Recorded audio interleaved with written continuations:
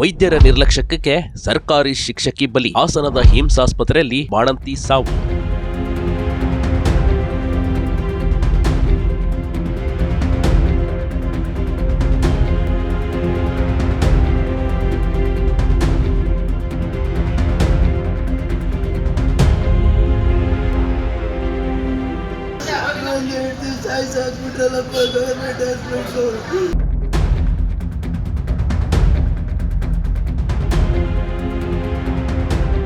ಏನ್ ಸರ್ ಸಾಕನ ಯಾವ ಬಟ್ಟೆ ಹಾಕನ ಸರ್ ಇವನಿಗೆ? ಏನ್ ಸರ್ ಇವನ್ನ ಹೆಂಗ್ ಸ್ಕೂಲಿಗೆ ಸೇರ್ತಾರ ಸರ್? ಎಷ್ಟೇ ಬಾರಿ ಬಾಣಂತಿಯರ ಸಾವಿನ ಸಂಖ್ಯೆ ಕಡಿಮೆ ಮಾಡಿಕೊಳ್ಳಬೇಕೆಂದು ಸರ್ಕಾರ ಶತಾಯಗತಾಯ ಪ್ರಯತ್ನ ಪಟ್ಟರೂ ವೈದ್ಯರಿಂದ ಕೆಲವೊಂದು ಸರ್ಕಾರಿ ಆಸ್ಪತ್ರೆಗಳಲ್ಲಿ ಸಾವಿನ ಸಂಖ್ಯೆ ನಿಲ್ತಾ ಇಲ್ಲ ಅನ್ನೋದೇ ದುರಂತ ಕಣ್ರಿ. ಇಲ್ಲೂ ಕೂಡ ಸರ್ಕಾರಿ ಶಾಲೆಯ ಗೆಸ್ಟ್ ಟೀಚರ್ ಆಗಿದ್ದ ಬಾಣಂತಿ ಶ್ರುತಿಗೆ ಸರಿಯಾದ ಚಿಕಿತ್ಸೆ ಸಿಗದೆ ಸಾವನ್ನಪ್ಪಿರುವ ಅಮಾನವೀಯ ಘಟನೆ ನಡೆದಿದೆ.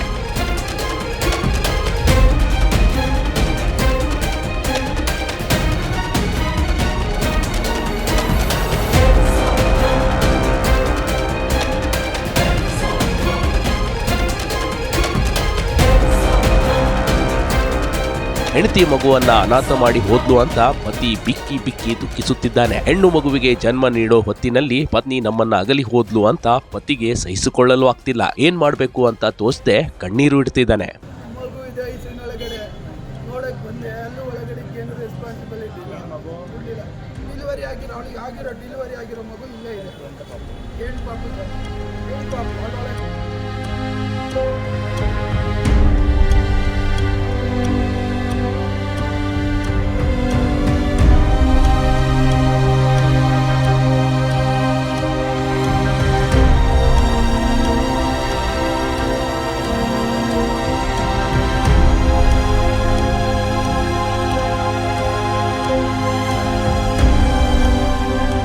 ಹೀಗೆ ನೋಡೋಕೆ ಸುಂದರವಾಗಿದ್ದ ಶ್ರುತಿ ಬದುಕಿನಲ್ಲಿ ಇಂಥದೊಂದು ಘಟನೆ ನಡೆಯುತ್ತೆ ಅಂತ ಯಾರೂ ಕೂಡ ಊಹಿಸಿರ್ಲಿಲ್ಲ. ಕೆಆರ್ಪೇಟೆಯಲ್ಲಿ ಪತಿ ಪುನೀತ್ ಜೊತೆ ಶ್ರುತಿ ವಾಸವಿದ್ಲು. ಪುನೀತ್ ಕೆಎಸ್ಆರ್ಟಿಸಿ ಬಸ್ ಡ್ರೈವರ್ ಆಗಿದ್ದ. ಅದಾಗಲೇ ಇವರಿಗೆ ಒಂದು ಗಂಡು ಮಗು ಇತ್ತು. ಆದರೆ ಎರಡನೇ ಮಗುವಿನ ನಿರೀಕ್ಷೆಯಲ್ಲಿದ್ದವರಿಗೆ ದೊಡ್ಡ ಆಘಾತವೇ ಆಗಿದೆ.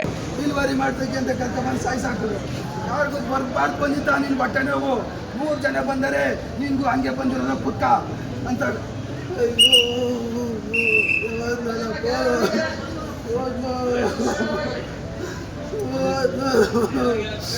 ನನ್ನ ಹೆಂಡತಿ ಸಾಯಿಸಾಕ್ಬಿಟ್ರಲ್ಲಪ್ಪ ಗವರ್ಮೆಂಟ್ ಹಾಸ್ಪಿಟ್ಲು.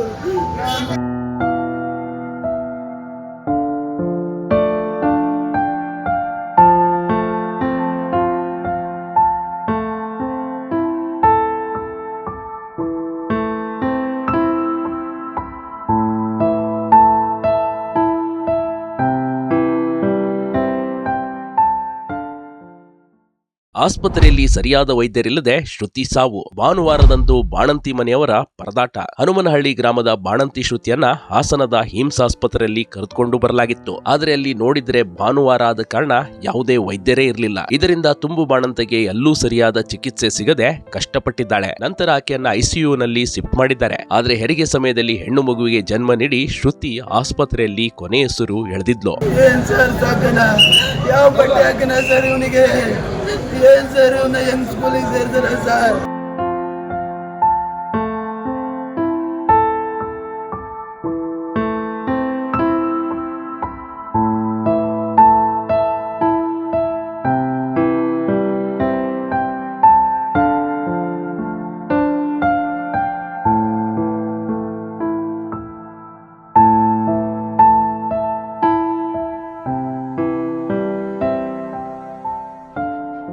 ಇತ್ತ 5 ವರ್ಷದ ಗಂಡು ಮಗು ಮತ್ತು ಹುಟ್ಟಿದ ಹಸುಳೆಯನ್ನ ಶ್ರುತಿ ಅನಾಥ ಮಾಡಿ ಹೋಗಿದ್ದಾಳೆ ಅಂತ ಶ್ರುತಿ ಗಂಡನ ಮನೆಯವರು ಕಣ್ಣೀರಿಡ್ತಾ ಇದ್ದಾರೆ. ವೈದ್ಯರ ಮತ್ತು ಆಸ್ಪತ್ರೆ ವಿರುದ್ಧ ಪ್ರತಿಭಟನೆಗೆ ಮುಂದಾದ್ರು. ಖುದ್ದು ಸ್ಥಳಕ್ಕೆ ಎಸ್ಪಿ ಅವರು ಬಂದು ಪರಿಸ್ಥಿತಿ ಸುಧಾರಿಸಬೇಕಾಯಿತು. ಇನ್ನು ಈ ಬಗ್ಗೆ ತನಿಖೆ ಮಾಡಲಾಗುವುದೆಂದು ಎಸ್ಪಿ ಅವರು ಭರವಸೆ ನೀಡಿದ್ದಾರೆ. ಅತ್ಯಂತ ಸುಂದರವಾಗಿದ್ದ ಸಂಸಾರದಲ್ಲಿ ಇಂಥದೊಂದು ಅಚ್ಚರಿಯ ಬಿರುಗಾಳಿ ಬರುತ್ತೆ ಅಂತ ಯಾರು ಕೂಡ ಊಹಿಸಿರ್ಲಿಲ್ಲ. ಹೆಂಡತಿಯನ್ನ ಕಳೆದುಕೊಂಡ ಗಂಡ, ಅಮ್ಮನನ್ನ ಕಳೆದುಕೊಂಡ 5 ವರ್ಷದ ಪುಟಾಣಿ ಅನಾಥವಾಗಿರೋದು ನೋಡಿದ್ರೆ ಎಂತವರಿಗೂ ಬೇಸರವಾಗುತ್ತದೆ. Big TV Karnataka, Hassan.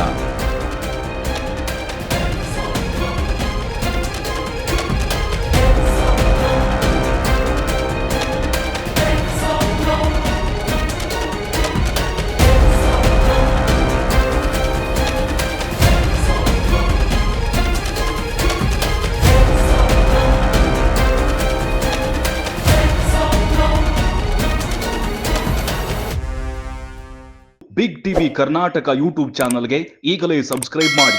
ಧನ್ಯವಾದಗಳು.